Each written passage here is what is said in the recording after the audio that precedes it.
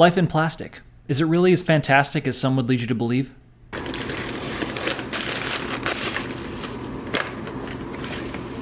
Enter the Holga 120N. With its plastic lens and extra medium negative, could it be the one true Leica M6 killer? I'd argue, yes. Asterisk. Man, I remember when bait used to be believable.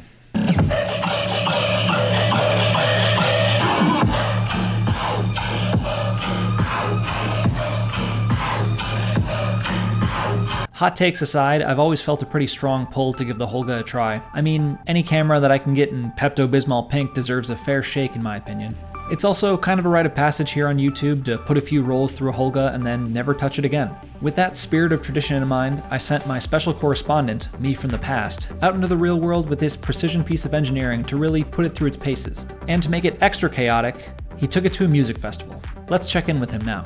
Hey Adam, it's currently day one of Elements at approximately noon, and obviously we are not at the campground yet because it's currently underwater. We're going to hang out here until we get the all clear to go in, but in the meantime I am going to show you how to load the Holga. Okay, bear with me, this is the first time I've done this. First you have to push the lugs down, pull the back off. I'm using the 645 mask because 6x6 scares me, so I'm going to pop that in there. This is Lomo 400. It only feels right to shoot Lomo film in a Holga.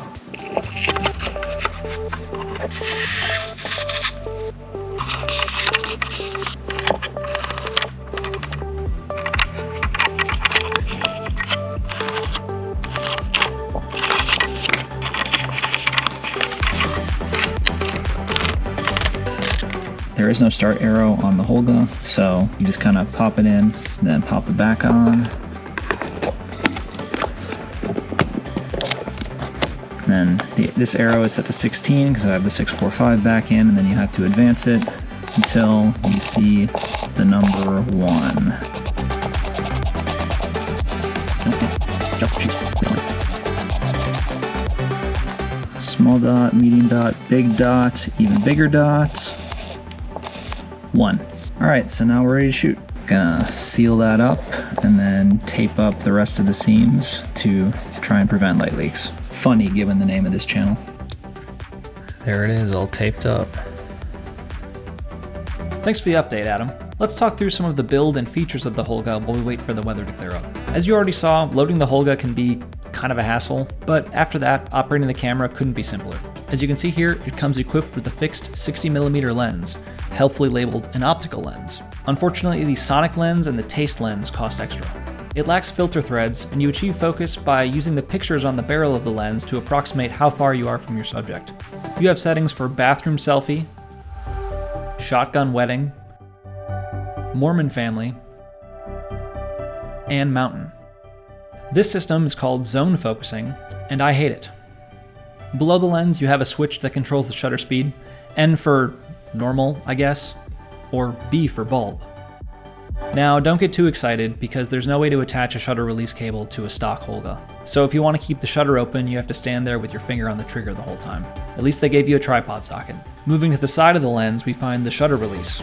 It releases the shutter when you press it. It feels and sounds the same whether you're in normal or bulb mode, which can take a little getting used to.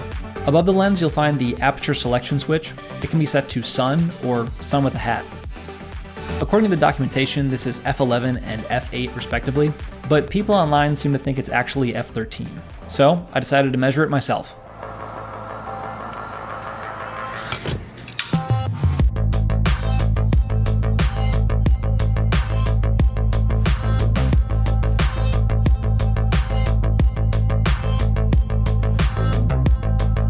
Now, if you believe that the lens is actually 60mm, measuring the opening of the aperture gives you f13 for sun and f19 for clouds. That's only a 1.5 stop discrepancy, but why lie in the documentation?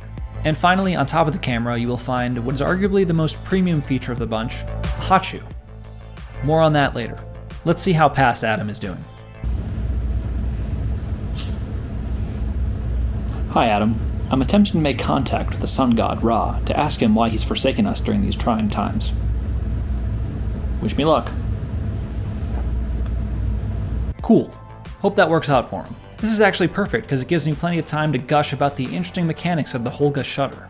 It's actually quite a genius little design. It involves a rotating shutter disc and a cleverly designed lever connected by a spring.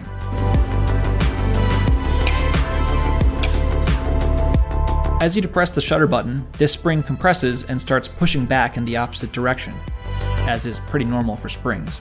The trigger side is driving the system via input from your finger, but the shutter side is a disc that can rotate. However, it won't move yet because the line of action of the force is pointing right through the center of the disc. There's no tangential component to the spring force. So the whole system is just storing energy until the very end of the shutter button stroke when this surface of the lever nudges the shutter disc over just a little bit. This little movement changes the orientation of the spring force so that some of it is now tangential to the disc, causing it to rotate and release the stored energy of the spring. This passes the gap in the disc over the lens path, exposing the image. Then it does mostly the same thing in reverse to reset the shutter, but the release lever has this extra material on top to block the path of light through the lens, so you don't get a double exposure every time. When you set the shutter speed to bulb mode, this little standoff gets in the way of the rotating shutter, stopping it in the perfect spot to keep the gap in the disc exactly where it should be so you can let in as much light as you want. It's also in this same spot where a small tab of metal is used to close the circuit on the hot shoe telling your flash to fire. Interestingly, because the shutter disc hits this tab while both firing and resetting, it can actually trigger your flash twice, even in bulb mode. Like I said, a genius little design. Hopefully you found that little tangent interesting. Let's see if the weather's working out for Adam.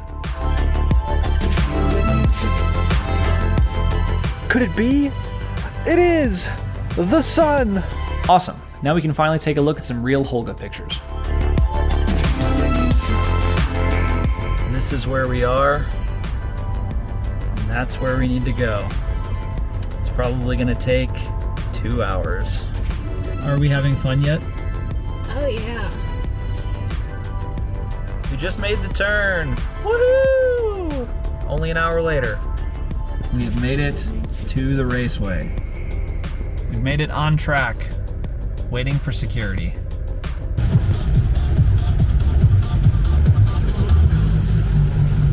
Four hours later, we're in the campground.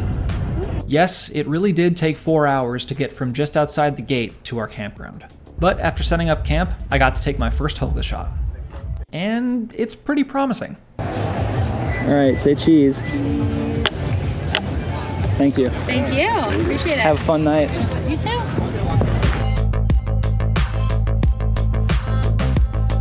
Let's see how the next ones turn out.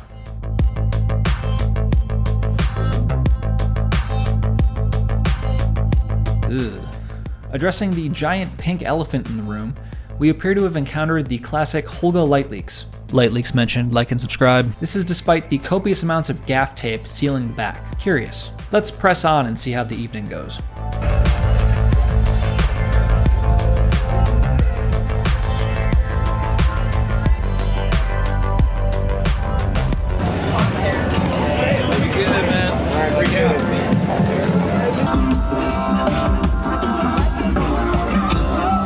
Because of the long delay, we didn't actually end up making it into the festival until just before sunset. Obviously, no light means no pictures, so it was the perfect time to deploy my secret weapon, an external flash, made possible by the Holga's inclusion of a hot shoe.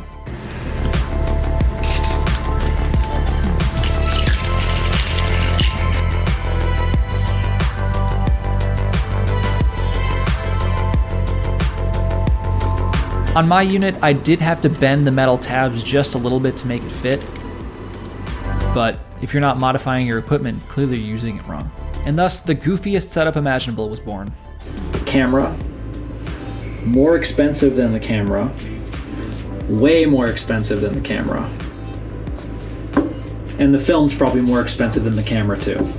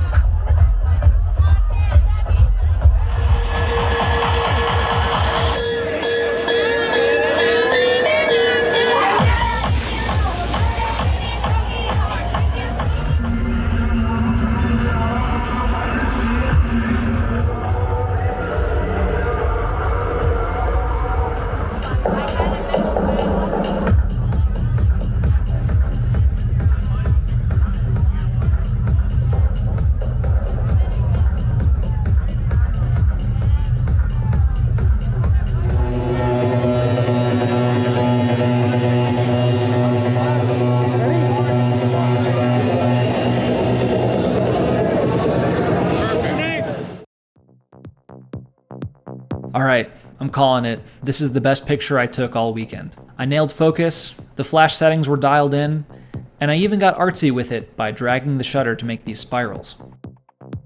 Huh, maybe you can create real art with this plastic fantastic.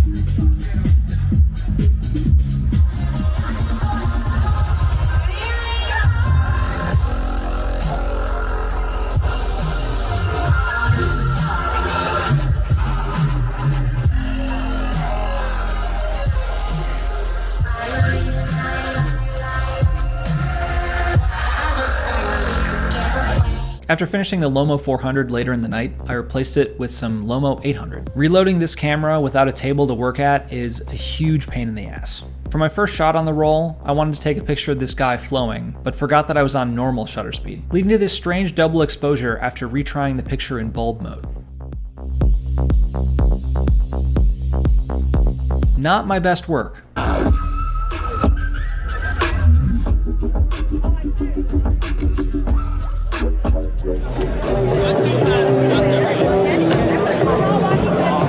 I did manage to turn it around for one final photo of the night though. Who doesn't love a good 1,000-yard stare? And honestly, I don't blame her. Music festivals tend to bring out an interesting side of humanity. Day 2, which was technically day 3 of the festival, started out with me riding my bike around trying to find something interesting to point the Holga at, and it did not take long.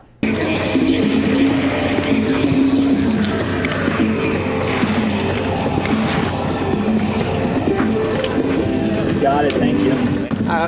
Usually they turn out pretty good. Unfortunately, the pink smear is back with a vengeance, and spoiler alert, it doesn't go away until the sun goes down.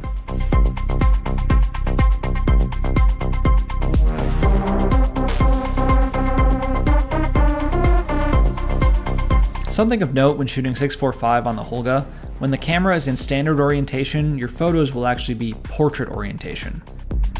Not a huge deal in this scenario where I was primarily taking portraits anyways, but it still tripped me up a little bit to remember to turn the camera on its side to take a landscape shot.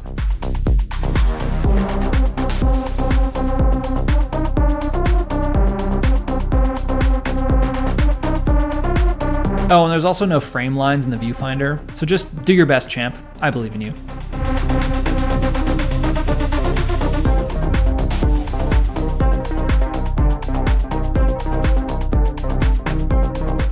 Those might have been the cleanest porta potties I've ever been in. And they actually had toilet paper, which is kind of a rarity this weekend.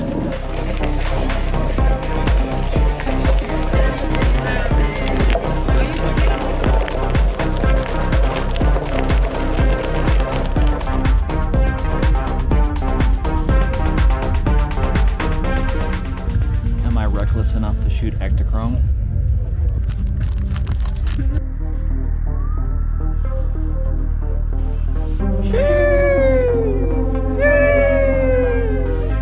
Let's give it up for day number 2. Day number 2. It's our first time. Yeah. How are you enjoying it?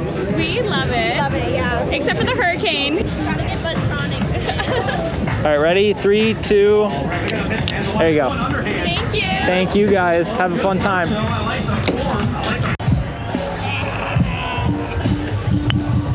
that's cold.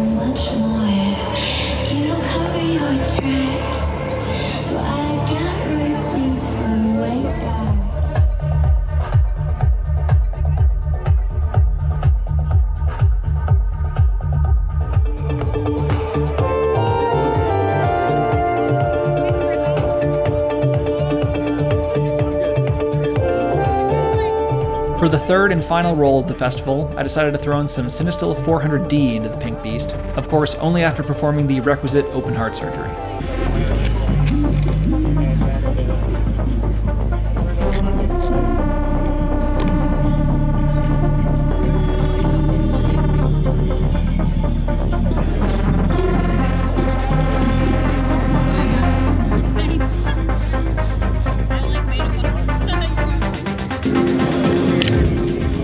Oh no!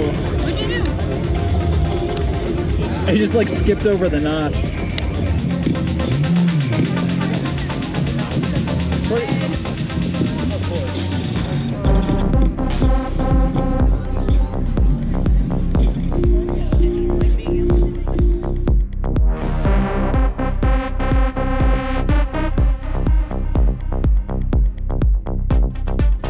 Can I take your picture? With your blunts, of course. Thank you. Of course, thank you. Have a good one.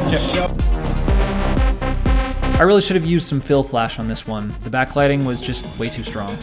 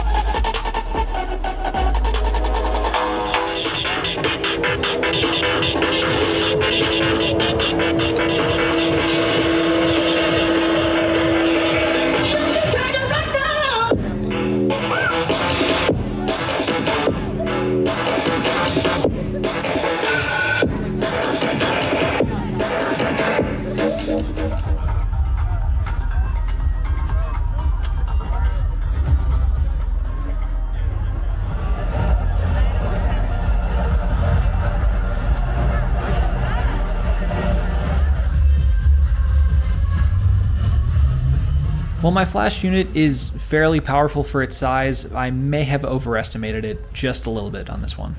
This is with the brightness cranked all the way up.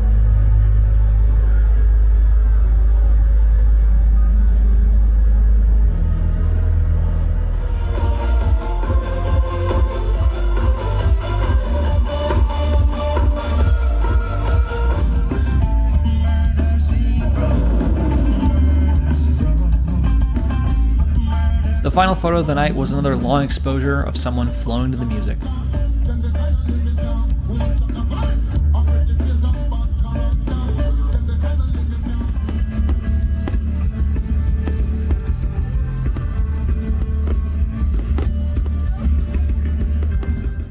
Now that I'm 3 rolls deep in the Holga and confident enough to give you my opinion on it, let's review some of the weaker points of the system, starting with the lens. Any real lens will exhibit aberrations of varying types and degree because, as it turns out, focusing light on an image plane is quite difficult.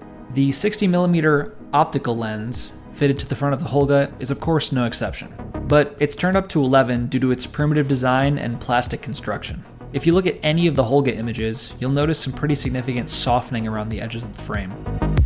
This is called lens coma or chromatic aberration, and it's a result of light farther from the optical axis not focusing properly on the image plane. Even though the center of the image is relatively sharp compared to the edges, I wouldn't call any portion of the image sharp in absolute terms, especially when compared to other medium format systems. The whole thing is about as sharp as an orange. The other big optical flaw of the Holga is pretty significant pincushion distortion. This is where straight lines near the edge of the frame tend to bend inwards towards the center. If you don't have a lot of straight lines in your images, this probably won't be a huge issue for you. In fact, I didn't even notice this problem until the last few frames of the 400D roll, while I was out and about trying to just finish it up. Like, I don't remember this overhang bending at all. Lucky for you, if this is something you want to correct, Lightroom offers built-in distortion correction. On my images, I found a setting of about -20 to be adequate. Okay, now let's talk about the Pink Panther diarrhea smeared on the right edge of all the daylight frames. Originally, I thought this was just bog standard light leaks as exhibited by basically every Holga in existence. I mean, the thing doesn't have light seals, what do you expect? It did feel pretty bad though, to go through all the effort of taping up the back just to still have light leak problems. But then I started to think a little bit more critically about the position and color of the leaks, further informed by seeing them on the physical negatives. If this was a true light leak, you'd expect it to smear between frames, damaging more film as it gets advanced through the camera. But that's not what happened here. Every pink smear is contained in each individual frame, with no overlap. The fact that it's the same color pink as the plastic surrounding the lens leads me to believe that this is a combination of extreme lens flaring and lack of light sealing during the shutter reset. That's the working theory anyways. If I shoot this camera again, I'm going to use my hand to cover the lens as I reset the shutter in an attempt to prove this theory. If anything comes of it, I'll leave a note in the description. Next, let's talk about the general build quality. Let's just say that every expense was spared when designing and constructing this camera. Like I said before, the entire unit is injection molded plastic, save for the film door clamps, the hot shoe, and the spring in the shutter mechanism. The film winder feels like it's going to give up at any moment. Tension on the film roll is maintained by 2 pieces of foam, and they don't do a very good job. The whole thing just doesn't inspire that much confidence in its ability to continue to exist as a unit. And from what I've seen, the quality control from unit to unit leaves a lot to be desired. I've seen some Holgas with relatively sharp lenses and no light leaks to be found, but I've also seen some that are downright unusable. Unfortunately, you're kind of playing the slots when you purchase one of these cameras.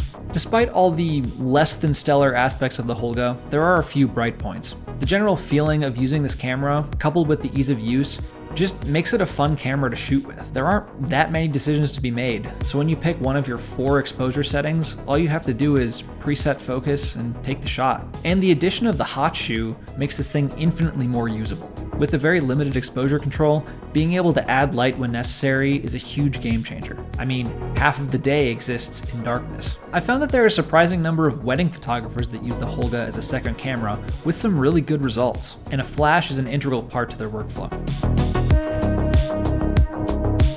If you're like me and you enjoy colorful cameras, well then you're in luck. The Holga comes in pretty much any color you could ask for, much to Henry Ford's chagrin. There were even glow-in-the-dark versions, which I desperately tried to acquire. And that brings me to my final and arguably most important advantage of the Holga. These things are dirt cheap. You can go online right now and buy a brand new Holga 120N in black for $40.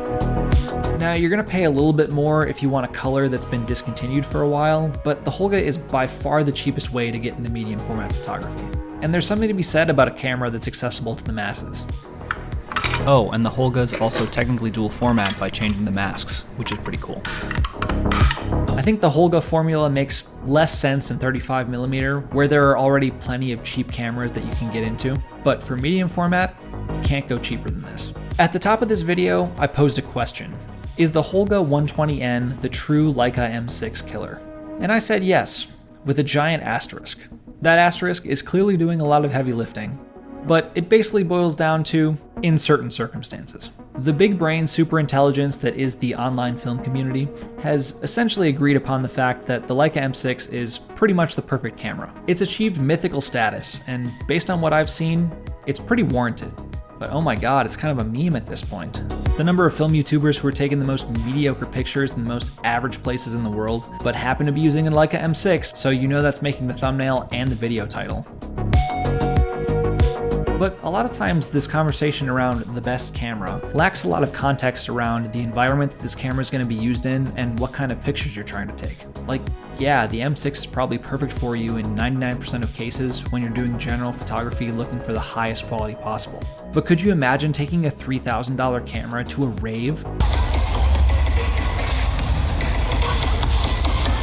I certainly couldn't. I wouldn't even consider taking the Mamiya 645 or any other SLR really. It's just too valuable and frankly too heavy to be dancing with.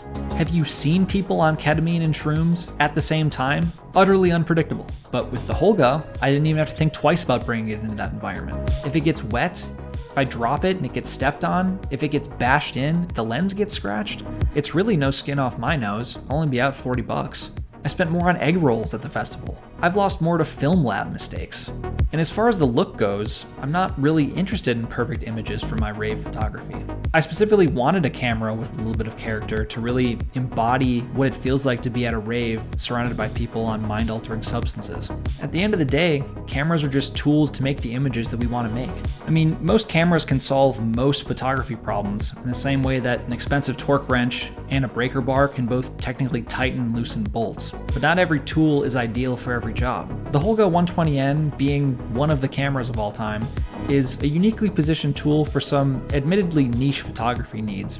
And I think it's worth your time, even if it just ends up being a conversation starter. Because if there's one thing I learned while doing research for this video, is that people love to tell you about the pictures they took with their Holga. There's something rather impressive about a good image coming out of a camera that's fighting you every step of the way.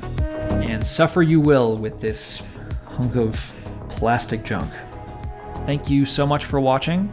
Make sure to write down in the comments about your love-hate relationship with your Holga, or if this video convinced you to pick one up sometime soon. And I will see you next time.